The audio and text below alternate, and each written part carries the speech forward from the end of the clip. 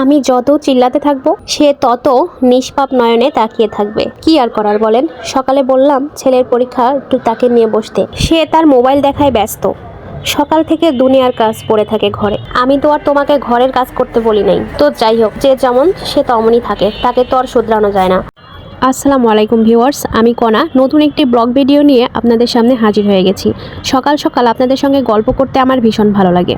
এদিকে ওয়াশিং মেশিনে অনেকগুলো কাপড় ধুতে দিয়েছিলাম, সেগুলো ধোয়া হয়ে গেছে। এখন এগুলোকে আবার শুকাতে দিব।